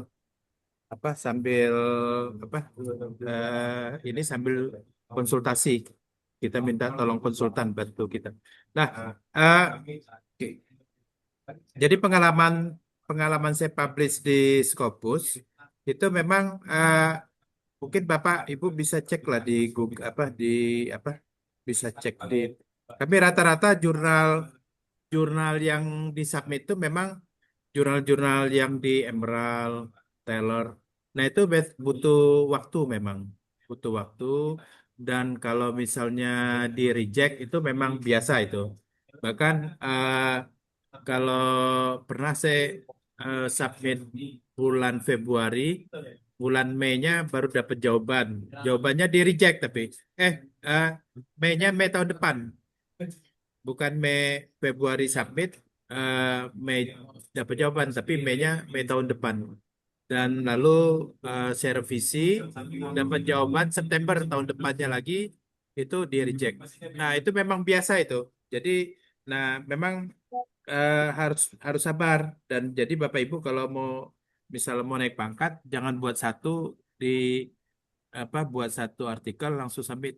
Ibu eh, buat artikel submit terus buat lagi yang lain. Jadi kalau bisa jangan satu, dua banyak. Jadi kalau di reject mungkin kita dapat jawaban, oh permasalahan tulisan kita kekurangannya apa dan di situ nanti kita revisi. Jadi eh, jarang saya satu artikel itu langsung submit ininya. Ada satu pernah saya dapat paling cepat itu di Taylor Q2 waktu itu sebentar ininya. Nah, itu memang laki itu, memang beruntung ininya. Kami pun tidak duga karena dapat jawabannya cepat dan keluarnya publishnya cepat itu kurang lebih 6 bulan. Dan itu kita tidak berbayar juga ininya. Jadi memang beruntung dan beruntung. Nah, makanya kalau itu mungkin dari materi Bu Balkis digabung materi itu bisa jadi renungan lah untuk bagaimana memperbaiki tulisan kita agar dapat publish di jurnal Tridex Scopus. Mungkin demikian Bu Nia. Iya, terima kasih Prof. Yul. Prof. Balkis mungkin Saya lagi. sudah beri Benar. Saya sudah akan berikan jawapan di chat link. Saya berikan Scopus link yang original, yang genuine. Dan saya bilang boleh gunakan Scopus link ini untuk register. You register, you find the journal yang terkait dengan minat dan areanya Bu Yuli. And you filter that because ribuan jurnal-jurnal yang ada di situ kan. Nah, some journals are gratis, but some they impose the APC, what we call article processing charge, ya kan? Nah, saya faham kalau kita tidak bisa itu kadang-kadang kita hantar melalui agent, ya kan? Tapi untuk keperluan mengantar paper ke Scopus Journal ini, iya itu memang sangat challenging. Tapi ingat saya punya slide tadi, the first one is a very big challenge. But once you already there, insya-Allah yang kedua, ketiga, yang keempat tidak sesusah yang pertama. Okay? Gunakan link tadi Bu. Straight away cari di mana mahunya area of your research interest. InsyaAllah. Tapi jangan putus asa lah. Okay, so Prof. Balkis, so actually we have to submit the first, fill the link, and after we get the LOA, and then accept it, publish, and then after that we pay. Not we pay that first, and then we get a LOA. Actually, which one is the right procedure? Some journals are gratis, are some gratis. Oh, I see. Especially from Emerald and so on. But they will take about 1 year with a very strict corrections and process of review. But some journals, they impose charge that you have to pay. Now, in order for you to pay, you please be very, very, very, very careful with nowadays scammers. Okay? Dia janjikan LOA, dia Yes, minta that's right. betul? Kita berikan wang, dia beri LOA. That's right. LOA-nya tidak menjamin paper kita publish dan nama kita ada di Scopus database. So Please actually, be aware, Bapak Ibu. Please be aware. so Nah, actually the right procedure is it's published already, and then we will pay. That's because there's a kind of the procedure, right? It's published and then we pay because there is sometimes free, we don't need to pay, or sometimes we pay. No. if they publish, we will run. We don't pay. Itu kita pula scammer dia kan? Benar nggak? So, the right procedure will be you follow the journal instruction clearly. Bu Yuli, the most important hal yang perlu dipertanggungjawabkan untuk kita ialah journal tadi mesti genuine.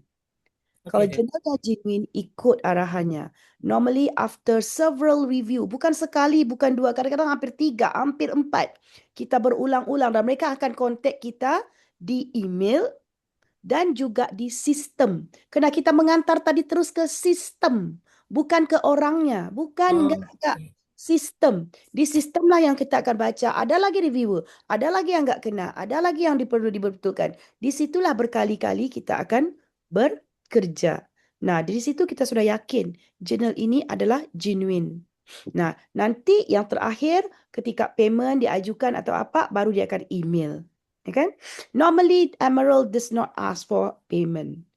Cuma kadang-kadang jurnal-jurnal yang dipunyai oleh universitas, seperti saya juga, ada sedikit charge. Because university harus dapat uang kan, dia generate daripada tadi kan, maka dia kenakan sedikit bayaran. Kita yang review enggak dapat apa-apa 10 sen pun. Tapi yang dapat adalah pembayaran untuk sistem tu sendiri, pembayaran untuk universitas. Saya bercakap dari pengalaman genuine saya. Kerana saya mengelola jurnal-jurnal Scopus tadi. Ya Bu ya, tolong Okay, jangan thank you very much. Thank you very much for the ikut explanation. sistemnya. Sistem itu menunjukkan ianya genuine. InsyaAllah. Mudah-mudahan Bapak Ibu dapat tembus ke Scopus Journal. Baik, ini selanjutnya Bu, ada pertanyaan dari Bu Ana Sopana. How do I develop a strategy? My paper use a qualitative methodology. I see that most Scopus index paper are quantitative. Ya, mungkin Saya rasa Pak Julian juga kuantitatif. Saya juga kuantitatif. Gimana ya kualitatif? Oke. Ada sebahagian kecil yang menerima kualitatif papers walaupun tidak banyak. Saya itu ketika mendapat student S3, terutama dari Indonesia, saya akan first day. Your study must be kuantitatif. Karena saya adalah orang kuantitatif. Saya tidak bisa.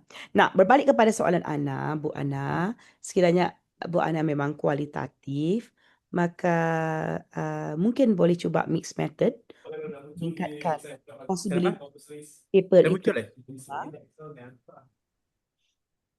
Oke.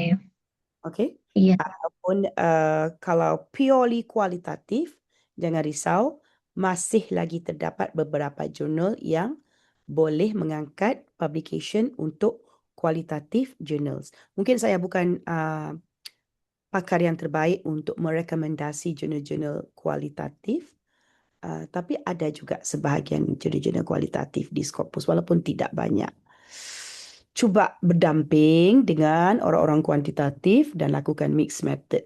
Simpan yang bahagian Bu Ana, minta bapa atau ibu authors lain tadi buatkan sedikit survey untuk diselitkan bersama-sama dengan wawancara tadi.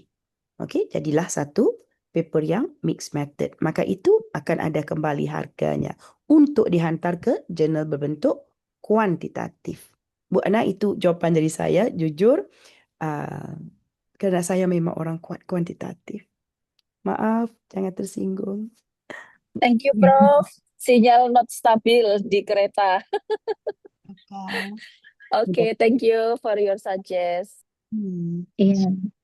Prof Yul, Prof Yulian ya. Prof Yul, apakah untuk pertanyaan Bu Ana? Oke, saya coba ini ya. Nah, saya pernah baca artikelnya itu judulnya kenapa orang-orang UK itu lebih banyak publikasi di jurnal-jurnal Eropa dibandingkan di Amerika. Nah, salah satu jawabannya adalah penulis-penulis UK ini banyak kualitatif. Nah, itu dia bertentangan konsepnya dengan tulisan jurnal-jurnal di Amerika. Nah, salah satunya mereka banyak mengalihkan tulisan-tulisannya di publisher-publisher yang ada di Eropa.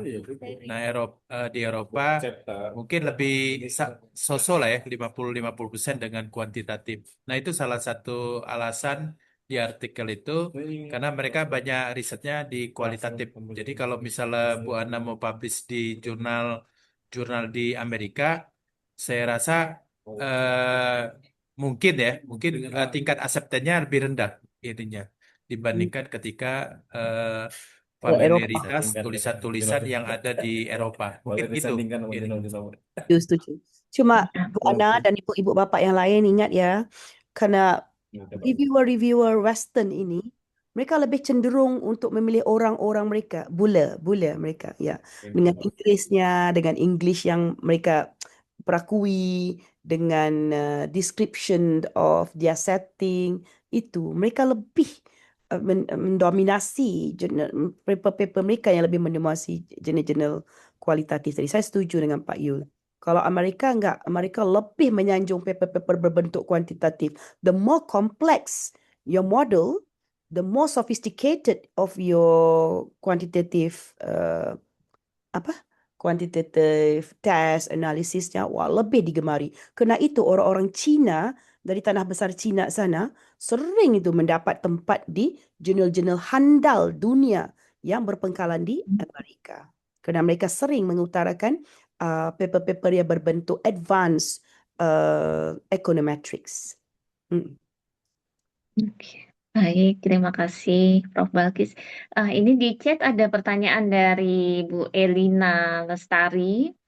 Mohon izin bertanya, apabila sudah melakukan riset yang bagus, Dena mengangkat situasi Indonesia, namun mungkin dalam penulisan hasil penelitian belum bisa sangat bagus karena masih pemula menulis di Scopus, apakah reviewer masih bisa mempertimbangkan artikel atau akan otomatis terreject? Seperti itu, Prof. Pertanyaannya. Dia melakukan riset Silakan, Prof. berdasarkan Balkis. Indonesia. Saya cuba fahamkan soalan. Dia melakukan riset berdasarkan setting Indonesia, betul? Iya. Kemudian di reject, begitu. Sudah ya mengangkat situasi Indonesia, tapi merasa pada saat penulisan belum bisa bagus karena pemula untuk publikasi di Scopus.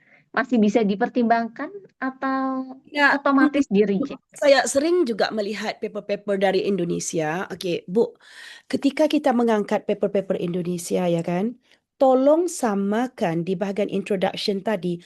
Please compare the paper with some other parts of the world. Please remember that these Western journals, mereka tu tidak tahu Jogja, Bu. Mereka itu apatah lagi tidak tahu kisah di Palu. Mereka tidak menghargai Riau. Mereka tidak tahu tanah Jawa. Jadi kalau sama juga dengan di Malaysia, Bu. Kerana saya melihat Indonesia itu geopolitiknya terlalu luas.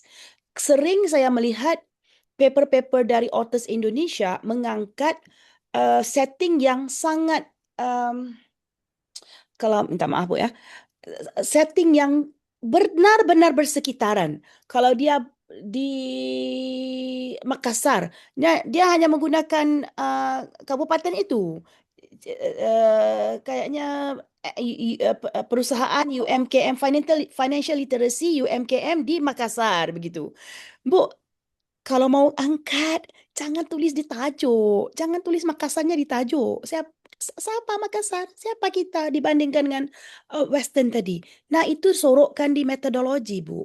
Dan again, satu kabupaten aja tidak cukup untuk begitu menyeluruh to represent the whole Indonesia. Tidak mampu untuk generalize the whole findings. Betul kan? Nah, di situ Bu, kalau saya sendiri, kalau pelajar-pelajar saya yang membuat Malaysia, kalau hanya di Kuala Lumpur ya enggak jadi. Siapa kita? Siapa Kuala Lumpur yang mahu dipedulikan, dipelecehkan lah kan oleh Western reviewer kan maksudnya. Nah, harusnya mengangkat martabat Malaysia itu, kita angkat dari Perlis, Johor, Kuala Lumpur, Sabah, Sarawak. The whole Malaysia. Baru riset tadi kelihatan robust dari segi sampling, dari segi mencerminkan the overall setting of Malaysia. Wah, Imam Malaysia hanya sebuah negara kecil. Kekuatan ekonomi kita juga enggak bagus. GDP kita juga enggak strong untuk orang luar belajar. Nah, untuk itu, walaupun kita unik, walaupun kita ada sesuatu yang mahu kita tunjuk, walaupun kita sudah bersusah payah, namun cuba compare di awal riset problem tadi, kedudukan riset kita tadi setanding dengan di mana. Kalau saya pernah buat satu riset melihat enforcement officer di Malaysia, saya bandingkan dengan NYPD, New York Police Department, iaitu ketika kita tulis itu baru mereka macam itu baru faham. Baru mereka mula menghargai. Memanglah tidak terbanding polis-polis in Malaysia dengan polis-polis di New York kan. Tapi itu sebagai satu benchmark untuk melihat di mana kita berada, satu posisi yang mencermin kita mungkin jauh rendah dari kedudukan mereka, tapi ini isunya agak sama. Di situlah bermulanya riset ini, bertitik tolak dari situ. Saya harap saya menjawab soalan Ibu ya. Iya.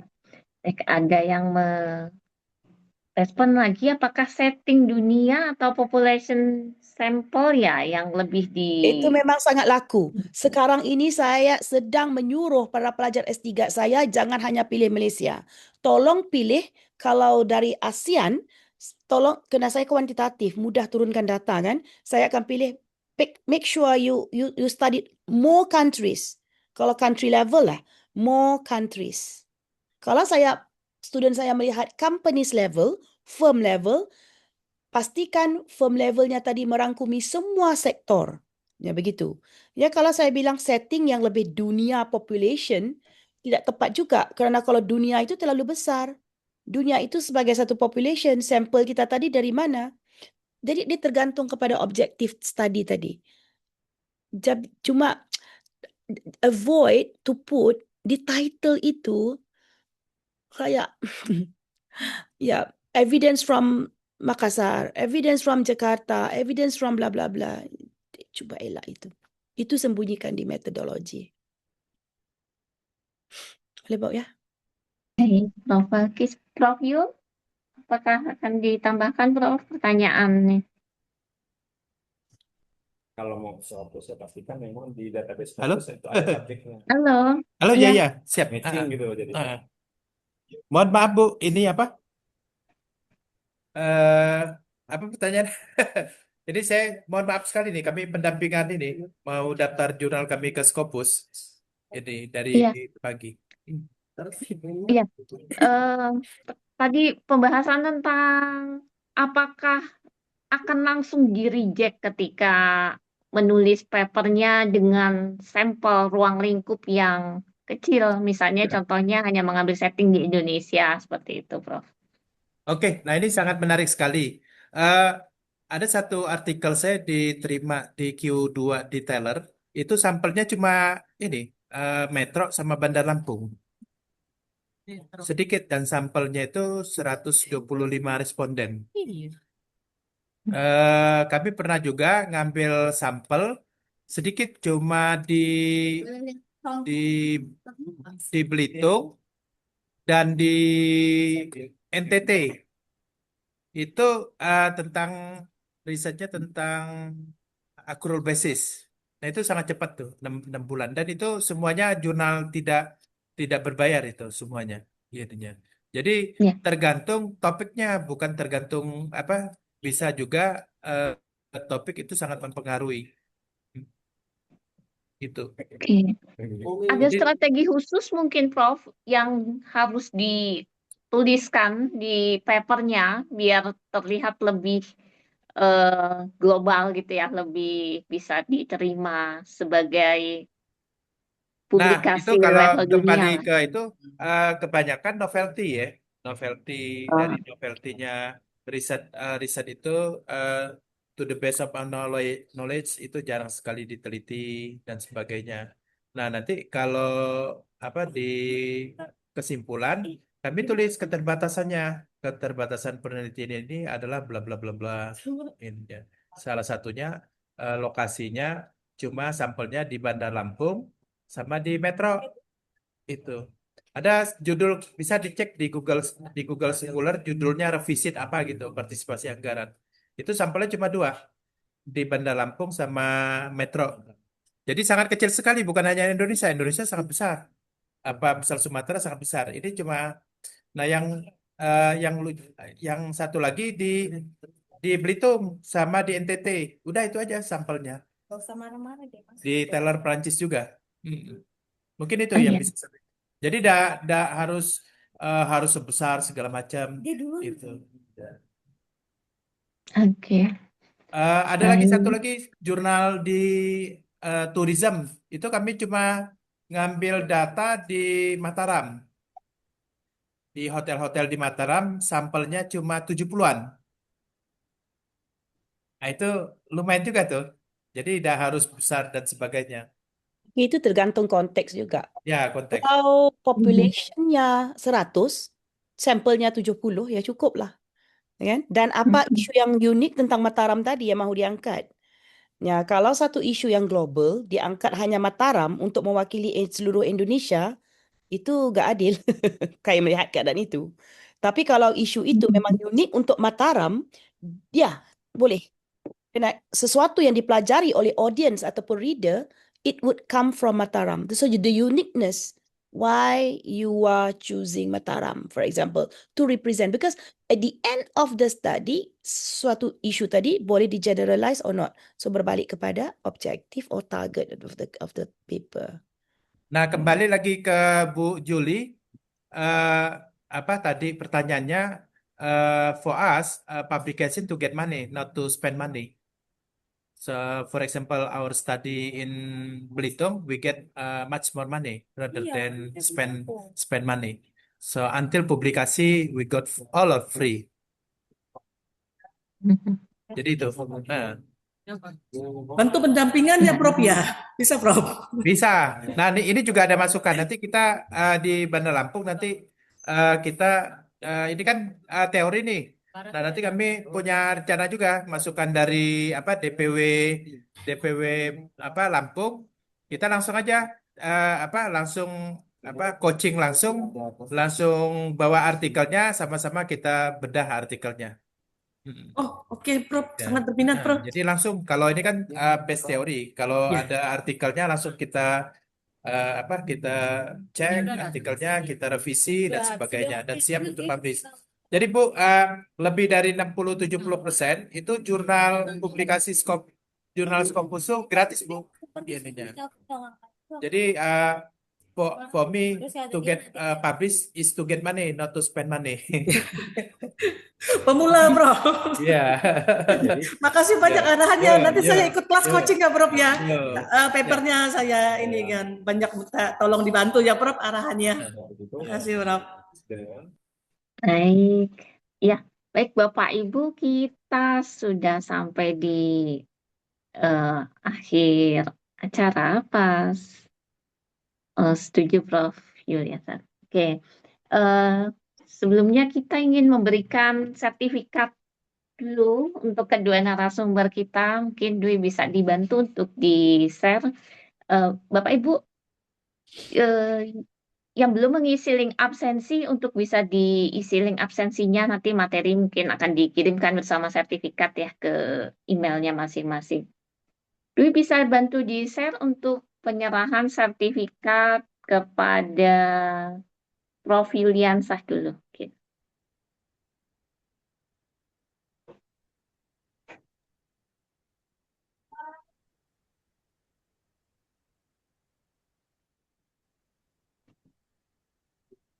Ya, Prof Yuliansah, terima kasih dari Forum Akuntansi Manajemen Ekonomi sudah menjadi narasumber di webinar FAME Indonesia ya siang hari ini. Nah, secara simbolis nanti diantar langsung ke rumah Prof Yuliansah.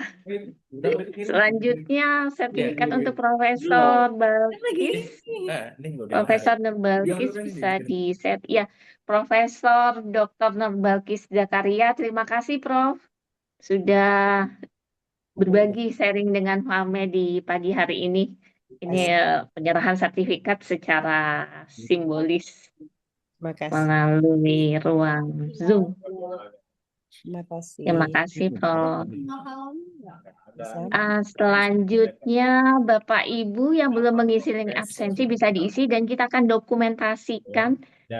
Mungkin link absensi bisa dikirim ulang Dwi dan bisa dibantu untuk dokumentasikan absen foto kita bersama ya. Bahkan Bapak Ibu yang bisa untuk open kamera mungkin bisa dibuka dulu kameranya, kita akan dokumentasikan bersama kedua narasumber juga bersama Profesor Dr. Nurbalkis dan Prof Yuliansah. Dwi minta tolong di aba-aba kalau sudah. Silakan Bapak Ibu boleh dibuka kameranya, kita dokumentasikan dulu Baik, Bapak kegiatannya. izin, ini ada 2 slide. Ada Akan 6 saya minus kan?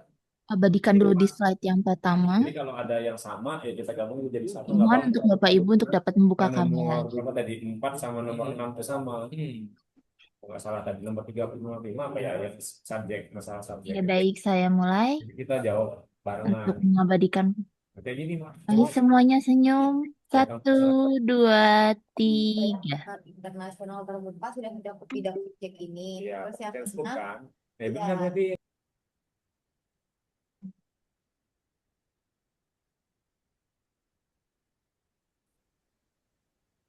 Saya ulang Bapak Ibu. 1, 2, 3. Oke. Selanjutnya di slide yang kedua. Slide kedua. 1, 2, 3.